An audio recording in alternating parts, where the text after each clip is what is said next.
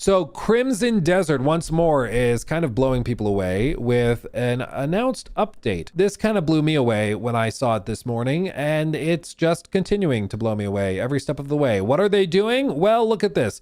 Fellow Greymanes, it's hard to believe it's been nearly 3 weeks since we first welcomed you to Pywell. Over that time, we've been closely following your adventures, discussions, and feedback while working to make Crimson Desert an even more enjoyable experience for everyone. We've especially loved seeing the stories you've been creating across Pywell, and yes, including the many adorable cat screenshots. And we also want to give a special shout out to those of you earning your Pywell Legend trophies and achievements. You have our sincere admiration. Watching everyone's journeys unfold since launch has meant a great deal to us. We're truly grateful for your dedication and support. Today, we're here to share a preview of some of the new features and content currently in development shaped by your feedback, including a variety of content for those looking for more ways to enjoy the game and those who want to further challenge themselves. Our goal is to roll these updates out gradually from April through June. So all of these in the next 3 months. Take that in as I describe these things. A lot of the stuff I'm about to describe would be like a big DLC drop. It would be like the big 2.0 update when they overhaul stuff. We just saw like the big Starfield overhaul for the PS5 launch, where they added like a new traversal system and then like a new enemy type with the new DLC. All of this is apparently going to be free and within the next 3 months. New content and features. Boss rematches. Sorry, what? They're just coming out swinging with that? What? The powerful bosses you encountered across Crimson Desert are waiting to challenge you once again. With boss rematches, you'll have the opportunity to face off against any boss again, test how much you've grown, and further refine your own combat style through different strategies and approaches. Dude, they're just casually dropping a boss rush mode. Not boss rush, a boss re-challenge mode. So you just fast travel back to the boss you previously cleared, and it's probably like a ghostly apparition form of them, and you go up to them, interact, and it re-triggers the boss fight. That's awesome. I personally hope that there's a bunch of XP payout for this. So if you want to just train and like get really good at a boss, you're rewarded by like getting more XP that gives you a discourse or something. That could be really, really cool. But like that's freaking awesome. Because right now it kind of is like, I'd like to go back and fight that the banquet dude again. I think that'd be awesome. I'd love to try that with one of the new weapons I just got, but I can't because it's in the past. I already killed him. But this will allow you to do it. I also wonder if they're going to have some sort of scaling or if it's just going to be 1-to-1 the previous boss. So as you level up, you can see how far you've come, how much better your equipment is and stuff. I'd be open to either. Reblockading. Peace is fleeting and darkness does not retreat so easily. Enemy remnants are waiting for their chance to reclaim liberated locations, drive out the forces that have seized these locations once more, and continue proving the strength of the Greymanes. This is basically a response to something Paul Tassi brought up, as did like Gene Parks from the Washington Post, where you get to a point late game where you've cleared out most encampments, you've killed most enemies, and you just kind of end up in a spot where like there's not many enemies left, you know, at least in some of these big locations. And so people were asking, is there a way to like reset all of the enemies? That would be really cool. And this is basically that, where enemies will come back and push in and try to take over encampments that have previously been cleared. Difficulty settings. A difficulty settings feature will be added so that everyone from new Greymanes to the more advanced can enjoy the adventure at the level that suits them best. You'll be able to choose from easy, normal, and hard. We're also working on a new combat focused content, so stay tuned. I wonder what that means. Is that going to be like new bosses, or I wonder, maybe challenge runs or something like that, arenas? I don't know. It wouldn't surprise me. Anything's possible with these guys. And then the difficulty settings is also interesting because some people have complained that the combat's too easy. Some people have complained about this or that. One of the simplest things they could do to just crank up the difficulty is just make it so there's a cooldown on healing items. Like if there was something where you can only eat one healing item every like 10 seconds, I think people would, it would significantly increase the difficulty, because right now people just nom nom nom nom nom. But if you did that, then you would have to go and specifically cook the really valuable healing items, so you'd be using them much more scarcely anyways. So yeah, I'm interested in hearing what that's like. Improvements to character play. New skills for Damian and Unka. We fully understand your feedback about the need for Damian and Unka to have skills comparable to Force Palm and Axiom Force. To address this, both characters will receive new abilities equivalent to those skills. What?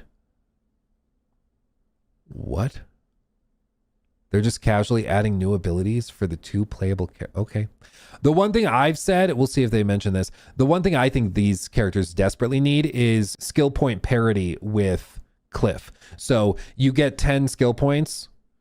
You have 10 to apply to Cliff, but you can also apply 10 to Damian or Unka. Because right now what it is if you'll reach certain points in the story where like you have to play as Unka or you have to play as Damian. And if you don't like play as them frequently, they'll have 0 skills applied because all of your skill points have been thrown to Cliff. So you have to then basically respec, pull all the skill points out of Cliff and then reapply them. And then when you swap back to Cliff, pull them back out and reapply them back to Cliff. So it's just kind of clunky right now. There's a workaround, but it'd be so much better if you just gave them skill points, because then what would happen is I would switch to Unka and Demian all the time, way more frequently. Right now it just doesn't make sense because there's such a gap between Cliff and his capabilities versus theirs. But adding those abilities is going to be really, really cool because it means that you'll be able to probably do like puzzles and stuff with them while exploring, which is awesome.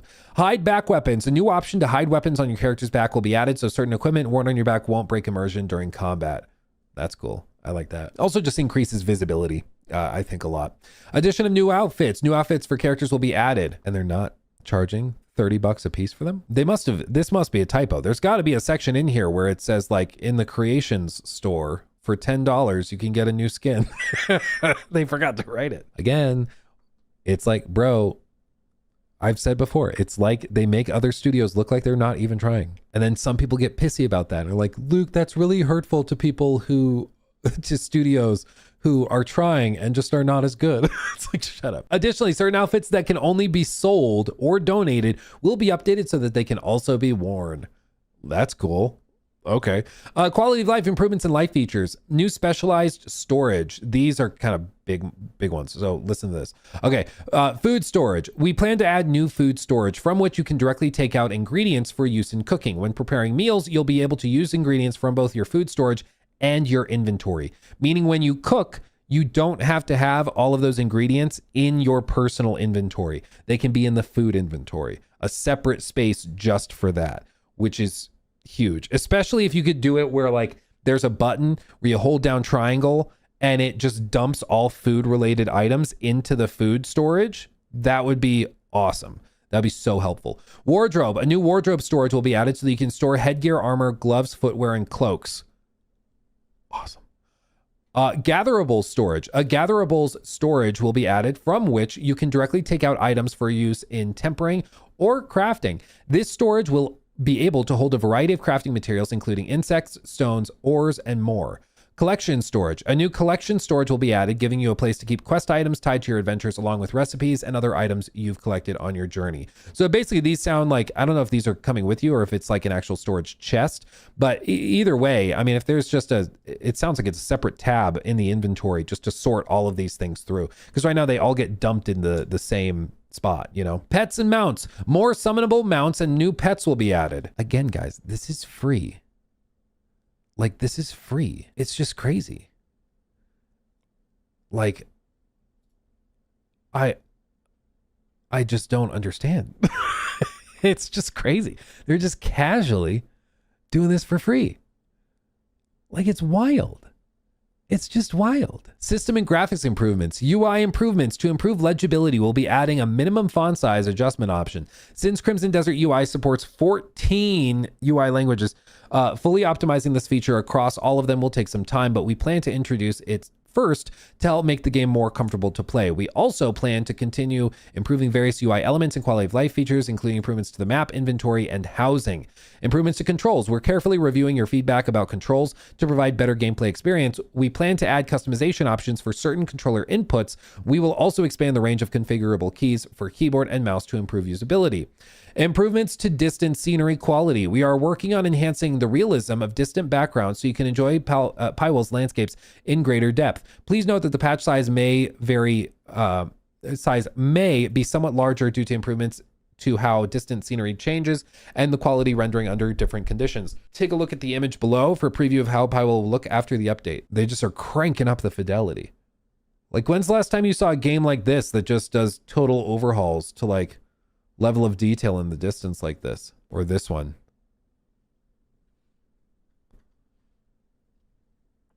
Let's see it again. Yeah, dude, it's just that's crazy. It's just crazy. Again, for free. The above image was captured on a high-end PC at cinematic 4K resolution, upscale off, and will differ depending on hardware specs, settings, platforms, etc.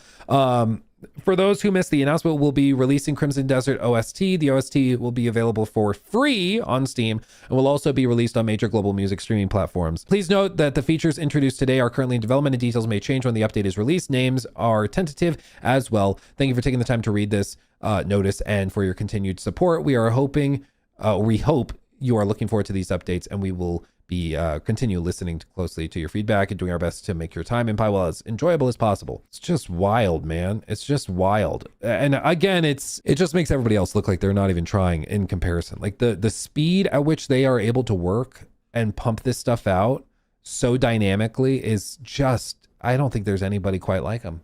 Most other studios, this would be like a freaking year-long process. And it'd be like, yeah, and this is going to be in our next gen update. Or the Crimson Desert Game of the Year edition, or Crimson Desert Anniversary edition. Money, please. Like, they're adding new mounts, they're adding new pets, they're adding new armor sets, they're adding new combat elements, they're overhauling things like the boss mode to refight bosses. All of that stuff, you know, a lot of other studios would put as like a $5 DLC, a $10 DLC.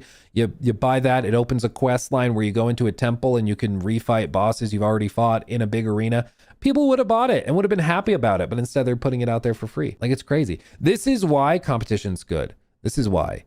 Because this is what people are going to point to in the coming years. People are going to be like, well, why are you charging $20 for this? Crimson Desert did it for free, you know? They did it for free. And they did it in a week or 3 weeks. They did it in a month, 2 months. Like, they didn't need all this time. Like, how is this even possible? It's crazy.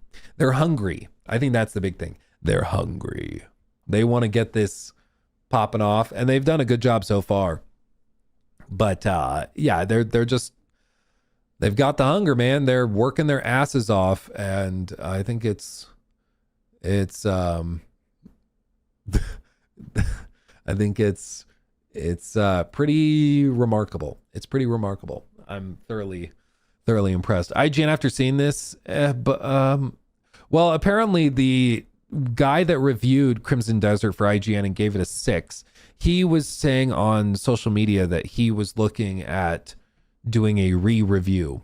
So reviewing it again after these updates, and he said he had already talked to his editor about it. So it's very likely that IGN is going to do like a re-review and give it like a 9 or an 8.5 or something.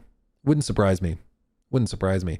I understand some people really struggled with the game before launch, and even at launch, there were certain clunky elements that were repaired. I said in my review, I was like, even a lot of these things I'm describing as frustrations are probably going to be fixed within a week with how fast the devs work. And they straight up did. Like, I thought I was kind of exaggerating, but like literally they did within a week. It was crazy. It was crazy. So what they're saying is they were clowned on hard enough to reconsider. I mean, I will be honest. I went to that guy who reviewed it. I went to one of his social media pages and I saw what some people were saying in the replies. And bro, there were some comments on there that they'd make me set my phone down and go for a walk. Like, some of those comments were mean. They were nasty. So I'm sure the stuff that's like getting DM'd is even worse, you know? And we've all been there.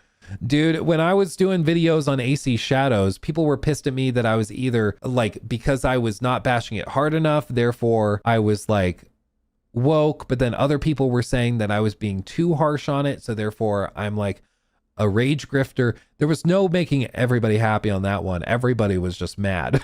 And there were messages and things people were sending during that time, which were just unbelievable. It was just crazy. So I've been on the receiving end of some internet outrage, you know.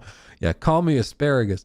I've been there. It's not easy. The big thing is to like just stick to your guns. If he honestly thinks it's a 6, keep it at a 6. I personally disagree. But you're allowed to say that. We're also allowed to make fun of you if we disagree and we think that that's silly, but that's how it works, you know?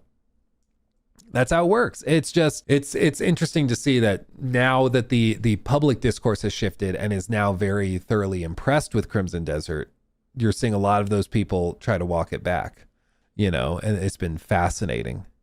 It's been fascinating to see. 6 isn't even a low score. Imagine being angry about some random IGN opinion. Well, I think it's less about that. It was more about the broader kind of condescending attitude that came with a lot of it. It was a similar thing that happened with like High Guard, for example, where gamers kind of writ large didn't find High Guard particularly compelling, but then there were all sorts of postings and articles on outlets like IGN, including IGN, but also similar places, that were effectively lecturing the gaming community for not giving it enough of a chance, for being too mean to it, for being too judgy.